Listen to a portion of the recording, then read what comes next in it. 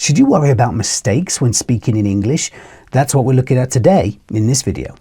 Hi my beautiful students, it's me, Stu Sensei, your British English teacher, and I'm here to help you communicate more confidently in English.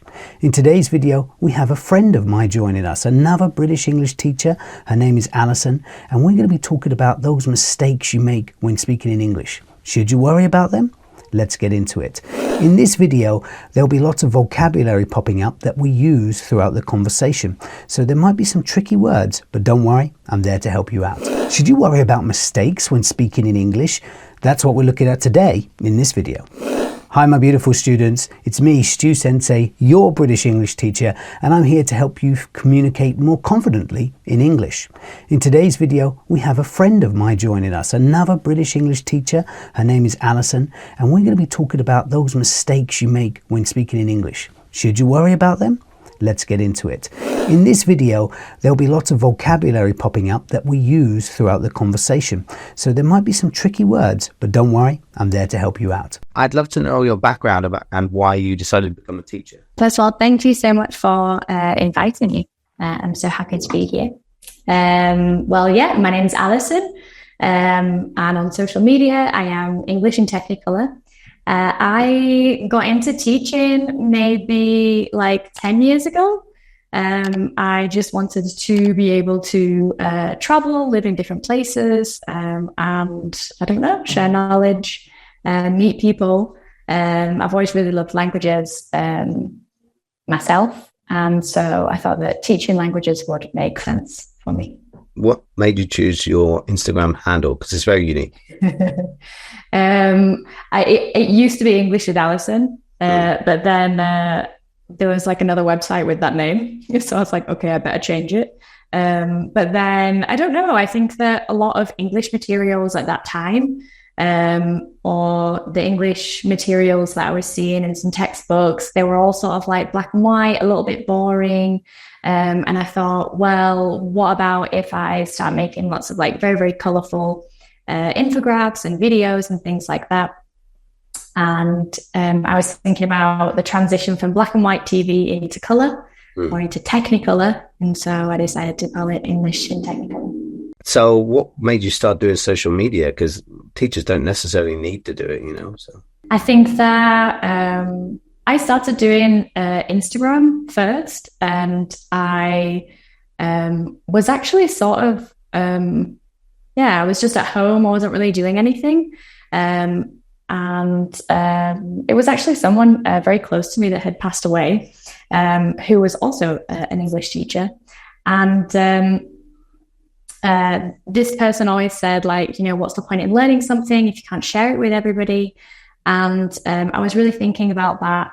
And I wasn't really working so much at the time. And I just thought, well, wouldn't it be really nice if instead of just teaching the people that were here in Mexico City, that I could sort of teach other people around the world, and that, you know, our geographic location wasn't like limiting to us, and that we could just, I don't know, kind of teach people around the world at the same time, and also kind of connect with other teachers. And I don't know. Yeah. Okay. Yeah, that makes a lot of sense. Have you always worked for yourself, or have you always worked for other people? I think most of my career, probably just before the pandemic, I had worked in schools. I worked at the National University here in Mexico, and I had worked for some private English academies or schools here in the city.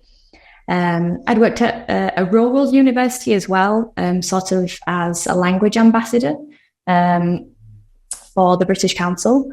And so I'd had all of these different kinds of experiences. And I think after a while, I sort of knew how to do a lot of things and just wanted a bit more freedom and, a bit more creative control.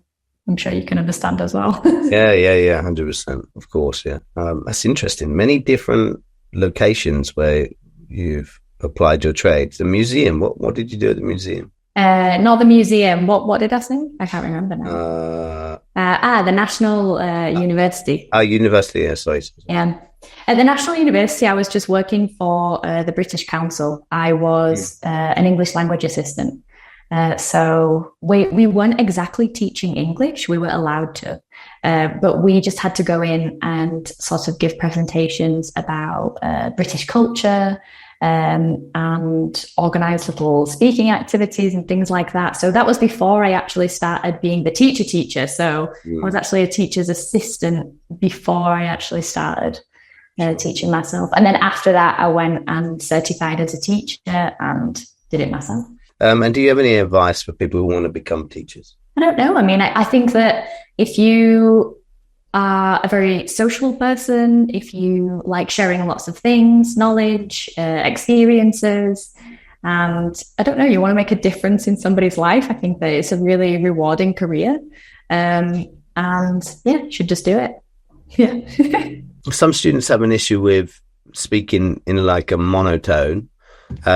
So what issues do you think this can cause when they're having a conversation with someone? I think that when we talk about monotone, we obviously also have to talk about intonation. So we're kind of talking about how important is intonation, and what is it used for. I think that in general, it's not going to cause too much of a problem because the main focus is going to be things like vocabulary, grammar, the main message that you're trying to communicate. But then there are all of these layers which we add on, facial expressions, intonation. And the power of intonation can be anything from no impact, it's not really going to affect anything at all, or it could be quite severe. So, for example, if you've got a very monotonous sort of intonation, not much variation, that just might make the message that you're trying to communicate a little bit boring. You might lose the listener's attention. So if you're giving a work presentation, that's quite important. But if you're just calling someone and ordering a pizza, it's not going to be as much of a bigger deal. But I think that, I guess it depends on what you're doing, what activity you're like carrying out. 100%. What I've noticed is sometimes the person can seem like they're coming across slightly rude when people speak with a monotone. We fluff things up with intonation. We make it sound a lot more kinder, depending on the tone of our voice, I suppose, and the way we say it. So yeah, for sure, definitely when we have like softening phrases, or whenever we're asking for a favor, we're going to make our voices more innocent and more high pitched. But it's quite funny because I noticed that this is also something that's different between men and women. Women tend to do this a lot more and men don't. And so sometimes when I've had speaking classes with female students, they're like, oh, is it right that we should do that? Should we be modifying our voice just to appear more inoffensive and approachable? If only like some of us are doing it. And I say, well, it's really up to you. But I would always personally opt for being more polite because I don't think it hurts anyone. And I think that, if you're asking for favors, probably a good thing to do. Yeah, definitely. That's interesting, isn't it? The men, I never really thought about it, but it is now thinking about it more. Definitely so. It feels like it's done less. So obviously intonation can help a lot with a person whilst they're communicating. It allows them to show their idea in a bit of a clearer way. For the first time, when a student has never done this before, for example, or haven't attempted to change the way their voice is being said or to hit different parts of the sentence, how can someone for the first time do it, work on that? Do you think if they're at home, for example, or if they're in a conversation? Because I guess the first time it must feel very strange, very uncomfortable. Yeah, for sure. And obviously intonation is going to vary between your first language, second language, third language. And so sometimes also people try and put certain intonation patterns from other languages onto English, and it's not really going to flow in the same way, or it's not going to have the same meaning. But I would say that the most obvious one is just mimicking. And there are lots of websites where you can watch, films or scenes from films, little YouTube videos, and you just have to copy it back, and then it will play it for you, and then you can hear yourself. I think that's also a really interesting part. And I think that getting feedback is also really important. You can do those kinds of activities by yourself, but I think also working with a teacher and getting that instant feedback from them, some pointers like, oh, it wasn't so different from the first time, or maybe you should go a little bit higher, or maybe on these certain words, you should modify it a little bit. So I don't know. Yeah. Mimicking and maybe working with a teacher one-on-one. Yeah, because sometimes we can't see it. How about recording yourself? Yeah, I think that's a great idea. But I think that, I think recording yourself is a good idea. Maybe also just listening to other people. Because I think that especially when I am working with groups, students tend to help each other out, and they're like, oh, was that a question or was that an affirmation? Or like, oh, can you repeat that again? And I think that they sort of help each other out in that way.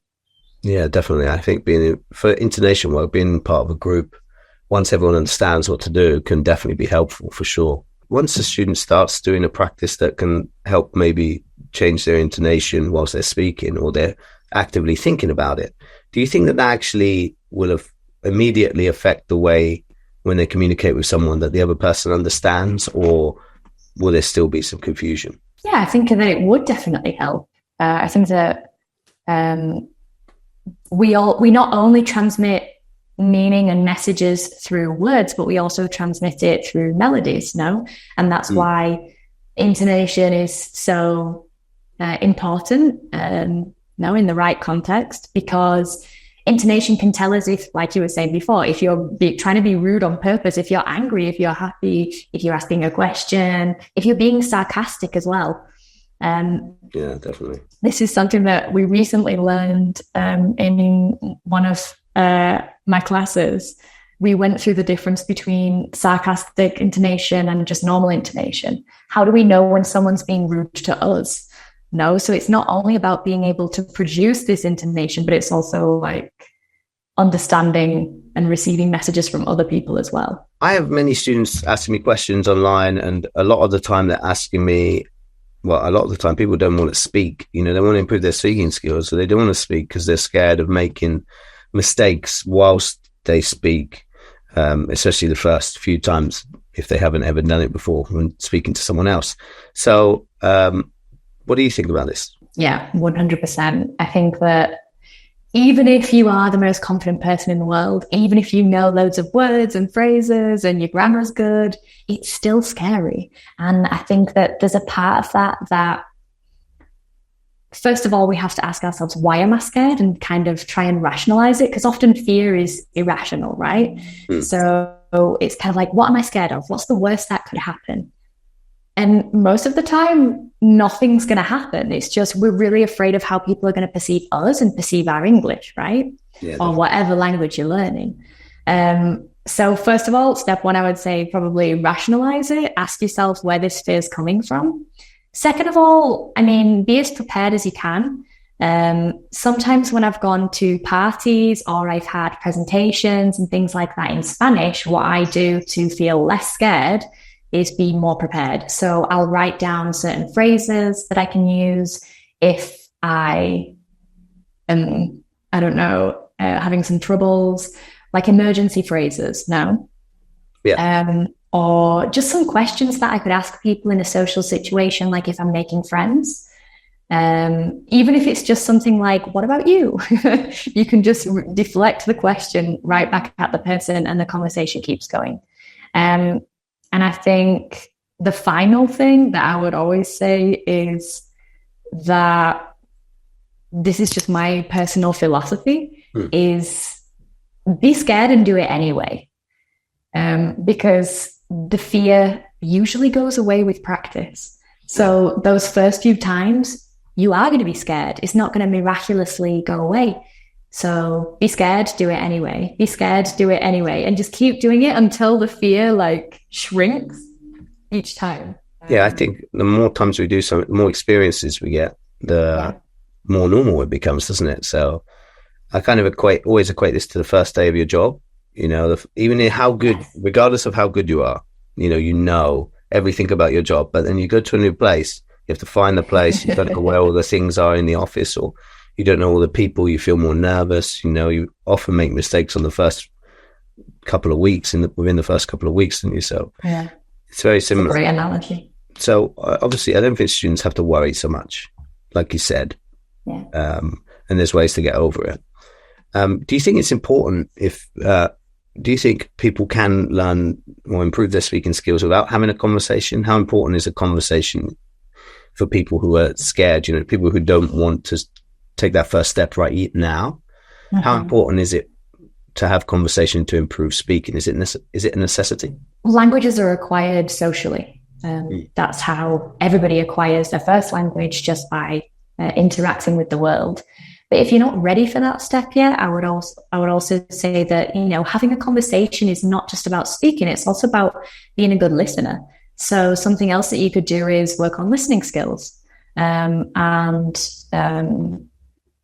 least then, if you're not actively participating in speaking in the conversation, you can still understand what's going on.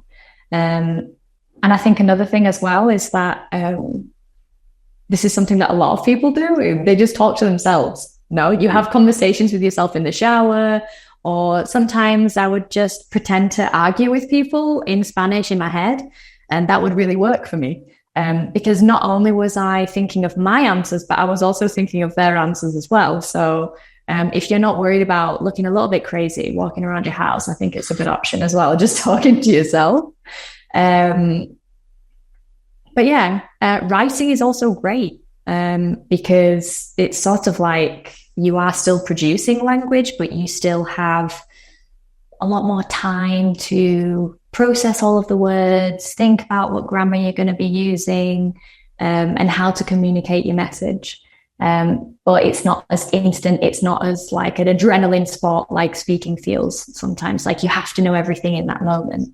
You can take your time, and I think it's a little bit more relaxed. Do you think that even if someone does make a mistake in a conversation, will it affect the communication to the level that maybe they think in their head? Yeah.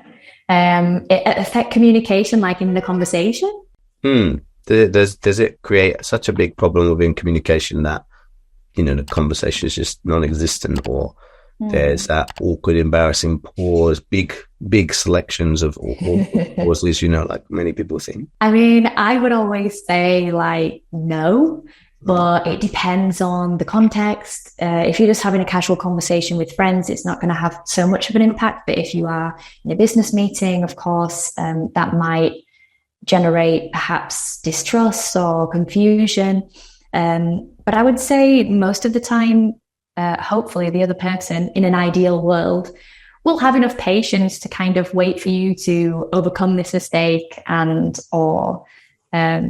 I don't know, just have more patience and tolerance. Maybe not, tolerance is not the right word. I don't like that word so much. I think it's also the kind of mistake. Yeah. No, if it's just a little mistake with, I don't know, an article or maybe like the preposition, I think it really depends how much it impacts meaning. If it totally changes the meaning of what you're saying, of course, it's going to have like a bigger impact. But if it's just something minor, they're probably not going to notice it. No.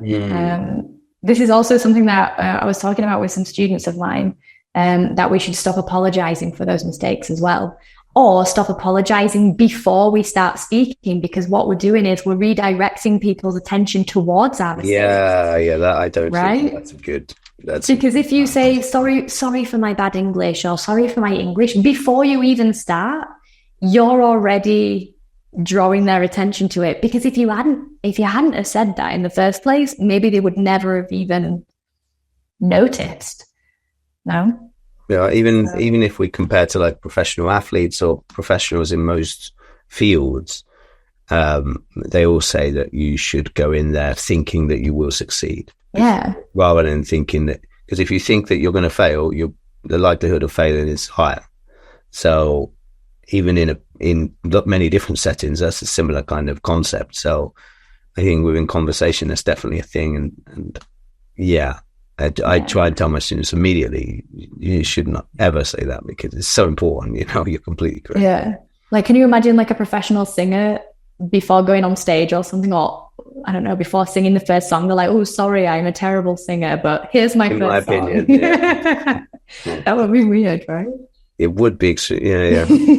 Native speakers also make mistakes. So what do we do? Because, you know, with me and you are British, and British people are well known for apologizing for many things, even when it's not their fault. But when we're in a conversation and we make a mistake, I don't think I apologize, even if I make a mistake. So what do we do? What do you think that we do to get over those awkward moments? Just keep going. Just hope that no one notices. It's kind of like, you know, if someone's like dancing on stage and they fall over, they just have to get back up again and just carry on, pick up the routine. And I think that's also what we have to do in conversations, just sort of keep going, or just recognize the mistake as well. You could also do the opposite, just be like, oh, sorry, I think that wasn't the right word, but I can't think of the word right now, or I'm just having trouble remembering blah, and then just carry on. And I think most of the time people will help you out and they'll say, oh, did you mean, and they'll give you the word anyway. No. But yeah. Yeah, that definitely isn't a bad thing. You know, I think people think that it's a bad thing when someone has to tell you something, don't they? And people are worried about the space, that silence, you know, like the first time when you meet someone, they think that every time you make a mistake is like that. And I don't think it is. But if you make the space longer, that's when it becomes more awkward. If you can, like you said, if you can follow up or continue on with the conversation, it definitely, people don't remember any of it. I think that like what I was saying earlier about those like emergency phrases, they're really, really good just for real life, for the speaking exams and all of these exams like IELTS and Cambridge Advanced. You should always have one for those silences. So you can say something just like, "Oh, I just forgot what I was saying for a moment. Give me 1 second." And that's totally normal. And that's something that everybody does. That's something that we all do in our first languages as well. And something really important to mention is if you look at, let's go to exams for a second, like let's go to the IELTS exam. If you look at the band descriptors that the examiners use to grade students, there's like a description in band 9, which is the highest band that you can get. And it says, not hesitation, but it says pauses. So we're still allowed to pause, for example, but the difference would be like perhaps you're pausing for ideas instead of pausing for language, but who can tell the difference? You could just pretend that you're pausing to think of your idea, even if you maybe can't think of the word in that moment. Like, what's the difference? Who's going to be able to distinguish that? Yeah, that's an interesting point because IELTS in itself, people get very confused. They think, you know, most people need a band 7 and they think that they need to be perfect. And I have to explain, even band 9 you're allowed mistakes. Okay, there's room for error in this test. It's not 100% pass, right? You know, 100% score needed or something like this. But the pause thing's interesting. And yeah, I always say to my students, you should at least repeat the question. You know, that at least buys you some time and it fills the space. And then you can even start with that as well. And you can add things in. That's a great question, or something like this. Why is it? That's what we do. If you analyze it, like when we don't know what to say as native speakers in any language, we say stuff. That's I never thought of that before, you know, or something like this. I know. And I suppose if you always say that, then that's a problem. But, you know, after every question, then that may be a slight issue. But yeah, there are definitely ways you can implement. 100%. Okay, so many students want to improve their reading. Are you a fan of reading? I think it really depends. I do love reading, but I think it's just about finding time. And I think that's also what a lot of students struggle with. It's like reading is quite a time-consuming sort of hobby, even if it's in your own language, in your first language. But yeah, I do like reading just when I have a lot of time. Okay, do you have any books that you recommend to anyone to use or to read? Yeah, I was thinking about this before. I think reading is something that's actually really personal. So I could recommend books, but if you're not interested in the same things as I am, that could be totally useless information, right? So I think that I would personally recommend for someone who wants to start reading in English that has never done it before, don't go and pick like a big, huge novel. Because I've tried that in other languages and it just never works. I always read the first chapter over and over again, and I never advance. I would always say, maybe start with something like a collection of short stories. And then you can, after some stories are like 3 pages, right? So after those 3 pages, you can feel that sense of accomplishment and it feels good. You've read your first story, no? And what you could do is read 1 short story every night, or something like that. Or you could start reading essays, collections of essays, something shorter, like easier to digest. And then, I also think reading poems is a really good one. Poems are even shorter, but perhaps more challenging in terms of language because they're using more metaphorical language, it's more abstract, but could be really good if you have less time. No, you could just read a little poem, a sonnet or something on your way to work, on the subway or something like that. Do you think reading is important? Can that assist you with improving vocabulary or understanding a sentence structure, things like this? Yeah, 100%. Not only reading, but reading aloud. Kind of also what we were talking about with intonation as well. I think reading is amazing because you have complete control. You can decide what to read. You can decide what you focus your attention on. And it's just this incredibly like slow process, if you want it to be, where you can just have time for yourself and just focus on that. And I think, in terms of vocabulary, I mean, it really depends what you're reading. But I have always found it to be like very, very useful. We don't necessarily need to understand every single word, but I think that it's just, you can go at your own pace. I think that's what I want to say. Okay, nice. Should students try to learn every word they meet in a book? Do you think that that's important? Because a lot of students say they can't get through the first page because they're always looking in a dictionary. So what do you think? There are so many different strategies. I mean, some people prefer to go through and underline everything. I am not one of those people. I will just try and figure out the meaning of certain words through context. If it's a particular word that's only used once in the whole chapter, let's say, I'm just going to forget about it. I'm not going to focus on it. I'm not even going to try and understand it. I'm just going to keep going. I was recently reading something in Spanish, and there was this word that kept coming up over and over and over again. It was like 10 times on the same page. So I was like, okay, this is a word I obviously need to know because now I'm not really understanding what's going on. So I would really sort of say, first of all, try and work it out by yourself. Might be right, might be wrong, but why not check the meaning after you've finished the chapter? And work it out by context. And then second of all, depends on word frequency. How often is this word coming up? Frequency, yeah. No? Yeah, no, I completely agree because that's exactly my thought process behind it. Sometimes one word isn't necessarily important. But like you said, if it comes up multiple times, it's obviously key, potentially to the story itself. Or if you've heard it somewhere else as well. Yeah, definitely. In somewhere in the book as well.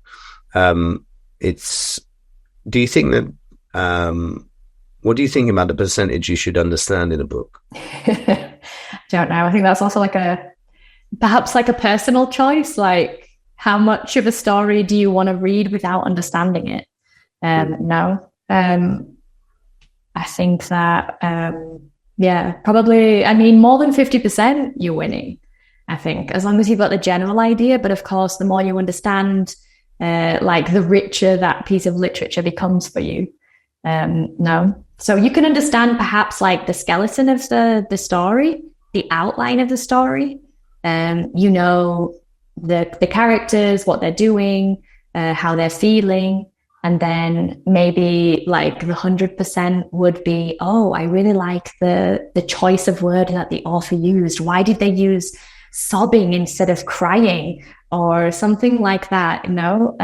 But that's more, I think, if you are really into literature or you are like a literature student and you want to know those tiny differences in language and the impacts that they might have on you as a reader.